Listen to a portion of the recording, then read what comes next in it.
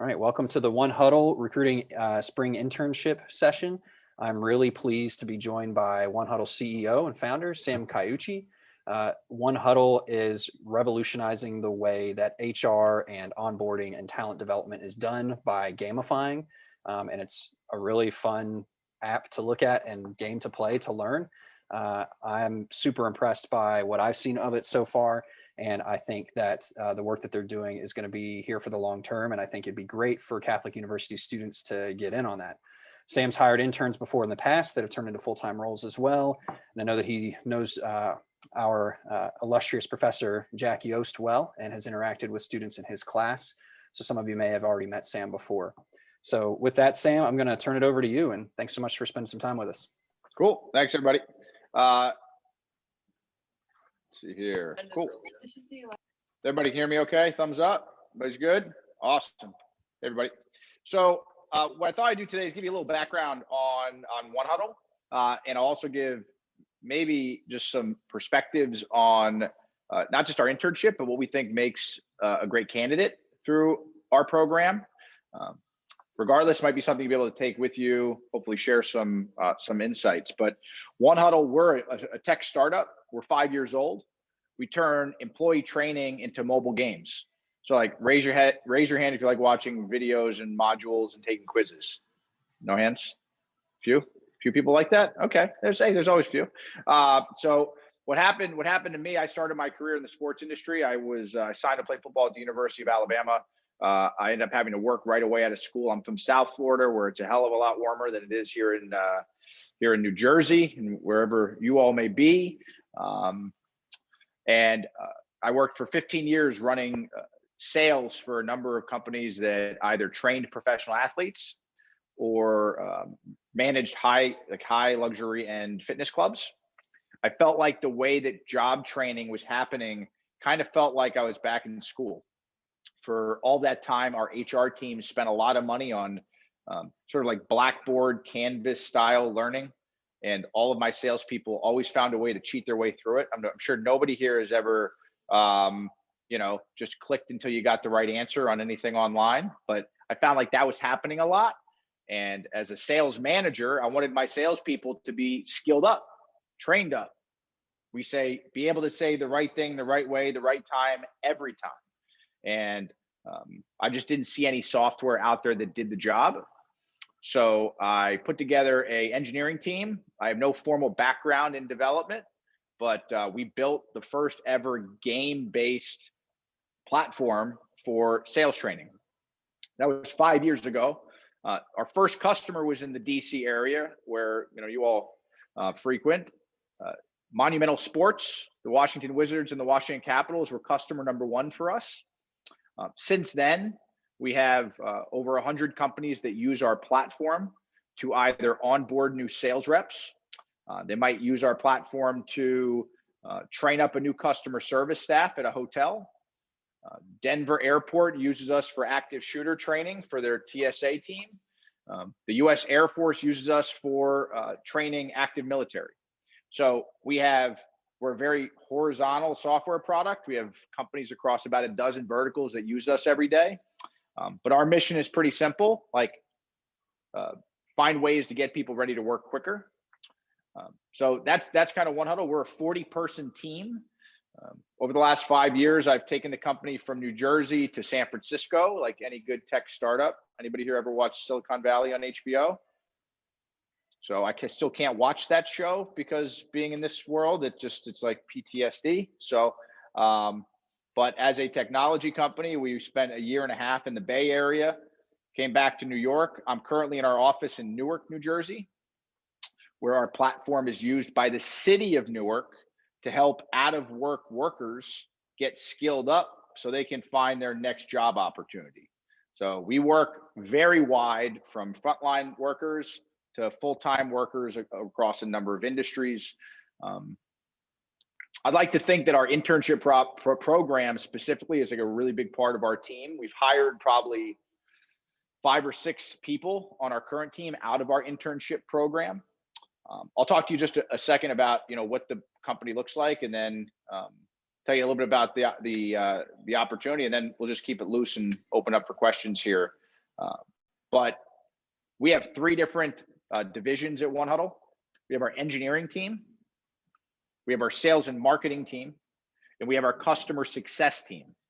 Our customer success team is responsible for making sure customers don't quit.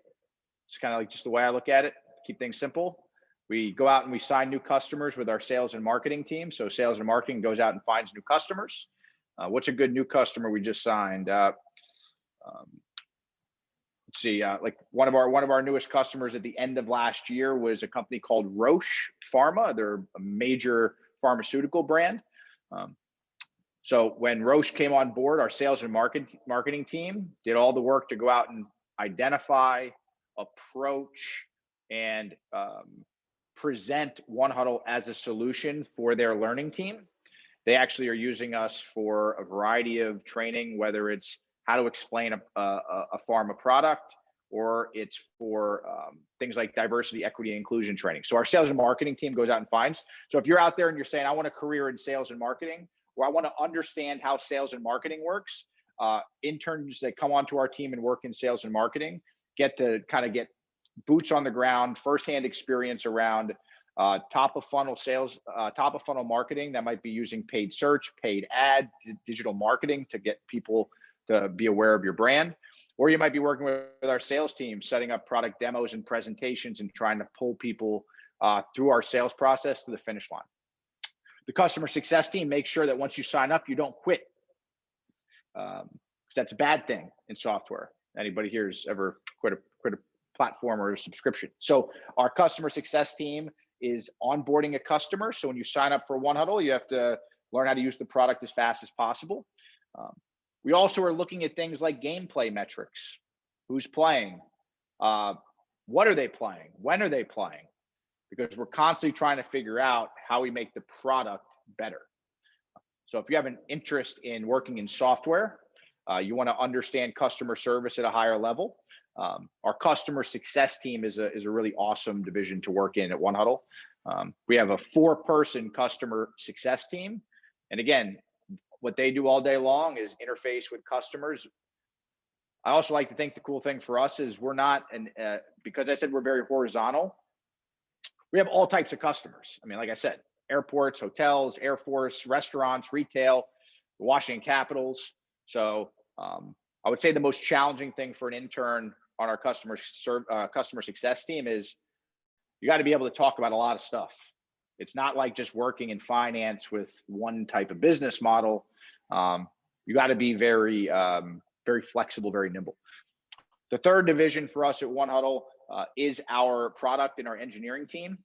So if you have interest, I'm sure nobody here, or I'm just making an assumption, but you may not be here because you're interested in a career in engineering or development. But our product team is responsible for looking at what we do every day and how do we enhance it and make it more flexible. I'll give you an example. 81% of our gameplay before COVID happened off the clock, which means that on a Sunday night after, a night out, we had employees doing job training on their phone. As you might imagine, that's not normal. Like the last thing an employee wants to do on their off time is do job training. But because we're a game platform, and if you go to onehuddle.co and poke around, we get a lot of voluntary engagement. So our product team is always thinking about how do we connect to other stuff better? Wouldn't it be cool for 1huddle to have an integration into XYZ product? And if you have that idea, let's go find a way to go and talk to that company. So the product team are for folks, not necessarily engineers, or you don't have to write a line of code, but you're looking at our product every day and saying, wow, it'd be really cool if 1huddle plugged into QuickBooks, or it plugged into Salesforce.com, or it plugged into, I don't know, Uber Eats, and it delivered you a dessert after you won a game. I don't know, like come up with crazy stuff. Like that's what our product team is always sort of thinking about. So that's, I'll take a quick pause here. If anybody has any questions, those are the 3 tracks for 1huddle. Our internships go on a rolling semester basis. So we have 6 interns right now that work at 1huddle for our winter spring term. Our summer term will kick up around May, June, and then we have our fall term coming out of September. last thing I'll say before I open up to you all for questions, I think we do really well with candidates, and we're saying internship, but at Onehuddle, all of our interns are called associates. And the reason is I feel very passionately about the fact that we treat every intern like $100,000 a year full-time employee. So the only people calling themselves interns would be the intern for some slip of the tongue.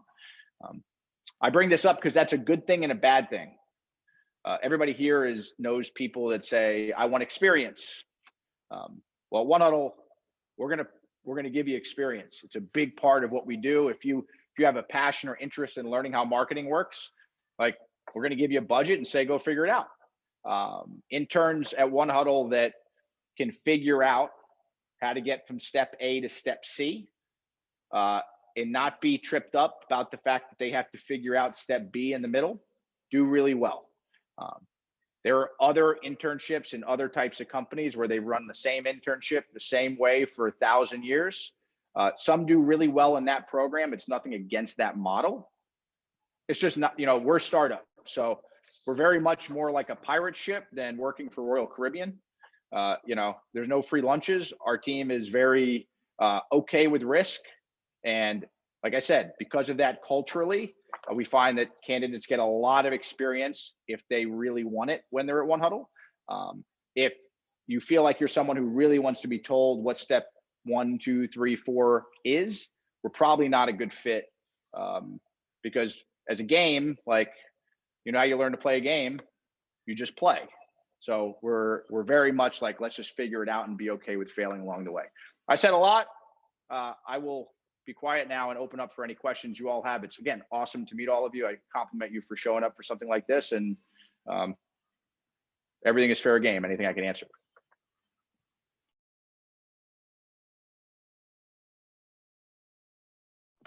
I guess I'll start. Okay. Emily, you want to go first? Sure. I'll start.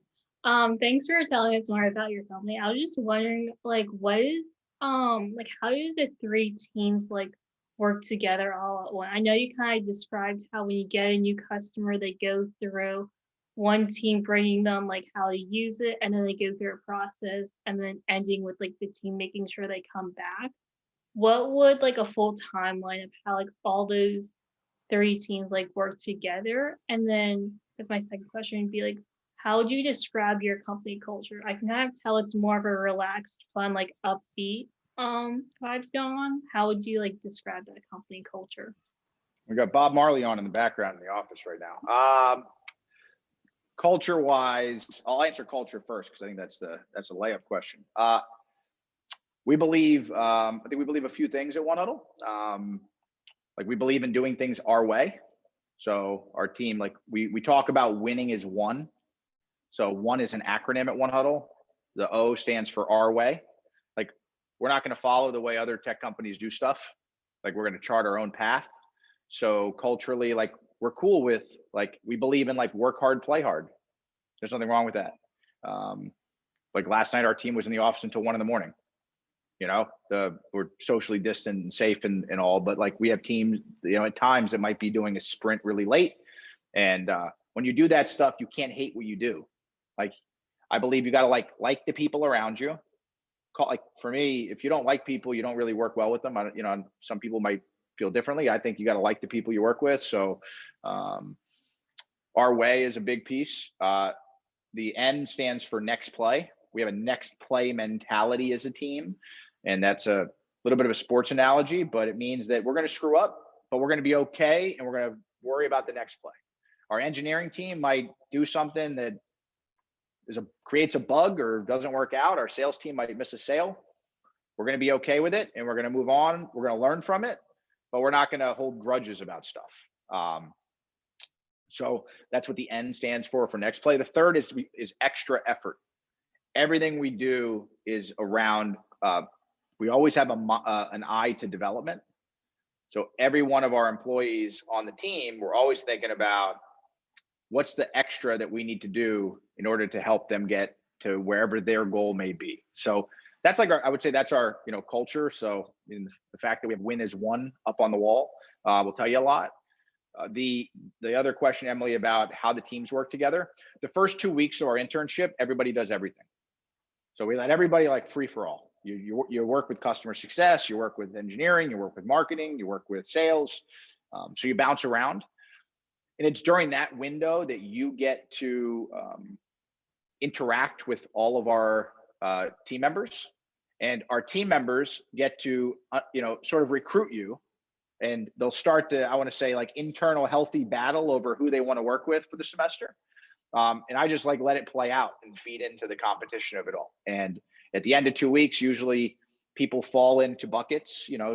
Some are in sales and marketing, some are in customer success, some are in product. But the reason we do that is it's very common for people to be working across each other. If I'm in sales and marketing, I might be asked to build a landing page for a customer success webinar. So I'm working across customer success. I might be in customer success, and Emily, you might be in sales, and I might say, I need your help on a project. So there's no, there's no kind of dividers in that way. But everybody here has worked on a group project before, and group projects usually always fail because you got one person who doesn't do anything.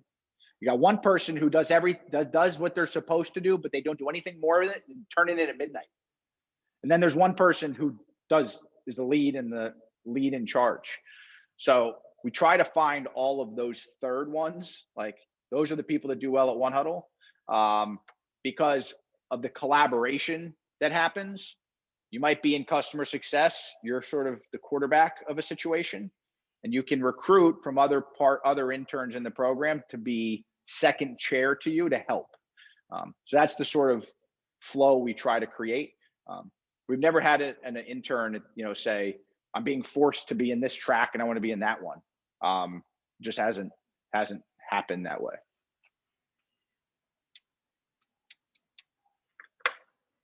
Yeah, first off, I'm gonna fire back because I was with Emily in the beginning. Thank you for giving the presentation. I think we all appreciate it. But my question is, it seems like it's a very team-based, like athletic, new sort of feel. So what's a day-to-day look like with working with the teams and all the other groups once you do find your role that you're playing? Yeah, so we generally try to find the best candidates for the term that can join the team. We generally are that's most important. So finding great people, schedules, and other. I mean, we have everybody in the program is expected to commit full time. Doesn't mean that they're working 40 hours a week or 50 hours a week. It just means that like it's all in or not in our book. So you're all in, like you're committed. From there, usually the candidates schedule, because sometimes we'll have students who are carrying a course load and doing the internship. So we generally flex around the schedule of the intern.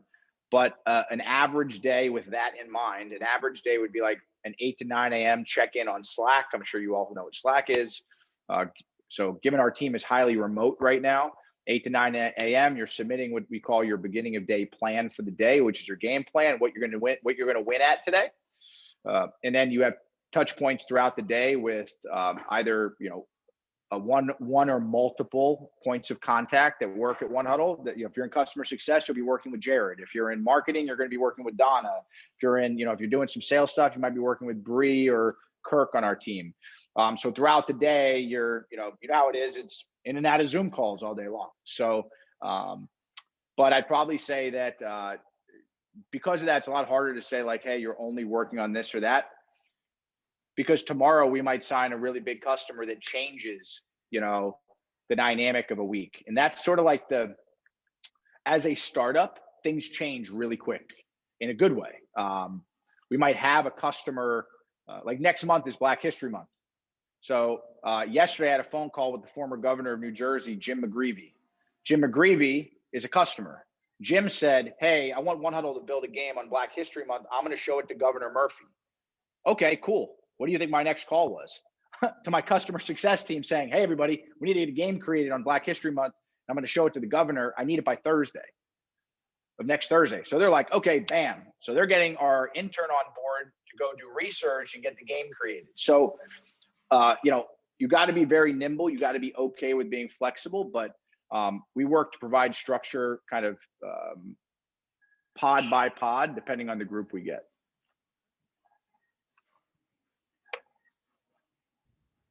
Hey, once again, I want to thank you for coming in. I remember Professor Yost sent this in an email a while ago, and I checked you guys out. You guys look like a great company.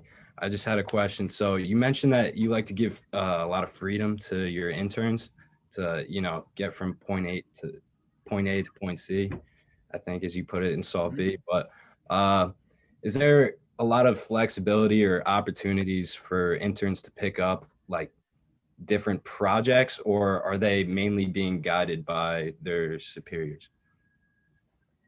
No, I mean, I think we try to create enough space to where if there's ideas, I'll give you an example right now. We just launched season 2 of our podcast, and 2 of our interns for the winter spring are leading the charge on our podcast outreach.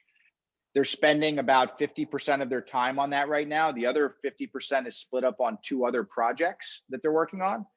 But within the podcast outreach, I just got an email today talking about we just got somebody who's a major NFL head coach who's going to be on the podcast, and the individual on our team that went out and recruited that person, I didn't tell him to do that. He had sort of like a lane to work in, and he's been working really, really hard and being creative on it. So I would say there's a lot of like space to make a project more than it is. And then we're very open in the way that if you have an idea that's going to help us achieve the few goals we have for the year, like as a tech company, we have to get to a certain number in revenue. We have to get a certain number of customers to renew, and we have to get a certain amount of product awareness. If your idea can help any one of those 3, we're always going to listen to it. And it's very open door. Put the plan together, pitch it, and let's do it. All right, sounds great. Thank you so much. Mm-hmm. I know the company just started like 5 years ago. What would the next 5 years look for you, or more short term with like next 2 years, or then maybe long term like 7 years? What does that like timeline look for you guys? Yeah, so a tech company is, I don't know anybody's experiences with types of companies all I've worked with, but a tech company is like watching a iceberg melt. Means you raise money and then you just start spending it. It's kind of fun. And then when you spend it all, you got to raise more of it. But that's different than a normal business. Like, I'll give you an example. If we all decided to open up a new health club in DC, we said we're going to open up a health club in, whatever, Adams Morgan. And we come up with the business model, we open it. If we grow it like 5% a year, 3% a year, that's awesome. 1huddle has to grow at 300% per year as a technology company. So that we are what's considered a hyper growth company. In order for us to continue to be classified as a tech startup, that we have to grow at 200 to 300% year over year. So again, for me, I don't think longer than probably like 18 months at a time. For us, I'll use this analogy. Before there was Uber, before there was the idea of people using their cars to drive people around, there was either taxis or like you walked, really, somebody came along and said, everybody's a taxi. Before Airbnb, you come to town, there were hotels. Then somebody came along and said, everybody's a hotel. For 1huddle, right now, the world thinks that there's only like so many people inside of a company that can build training and learning and development. They're, L&D people for HR. We're coming along and saying everybody's training and development, because with our product, anybody that works on a team can build a game on their phone and push it out to their coworkers. So if anybody here has ever worked in a restaurant, you could, as a bartender, build a game on Onehuddle on margaritas, swipe right, and everybody on your team can play that game today. So we're breaking down this like outdated ivory tower hierarchy where only a few people at the top, like the learning and development professor who builds the course perfectly, is the only one who thinks they can build training. We're saying that's not true. I might work as a security guard at the Prudential Tower, or I might be a usher at the Capital One Arena. I can create a game on how to greet guests better, and I can send that out. So that's how I'll answer that question, is like, we're pursuing that. Everybody, there's 350 plus million Americans. There's 160 million in the workforce. I want every single one of them to have Onehuddle in their pocket. That's where we want to go. Do we get there on our own, or do we get acquired along the way, or get connected to other stuff along the way? We'll see. But for us, this year is a big year. We're probably going to do a big fundraising round at the end of the year. So it's a wild time to be here. Perfect. Thank you. Yep.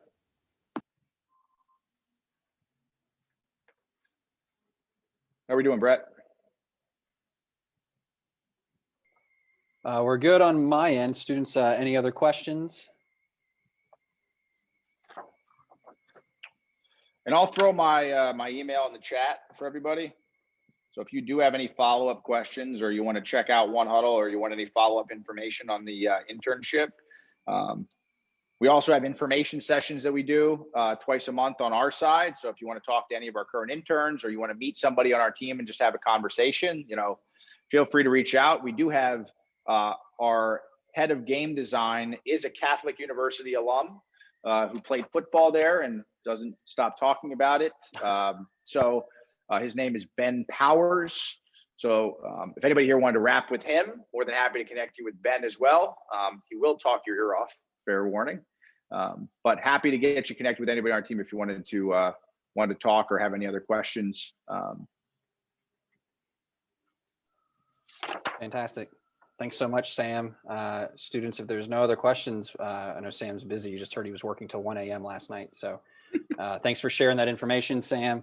And students, reach out to him. When people say that, you need to do it, because they don't say that and not mean it.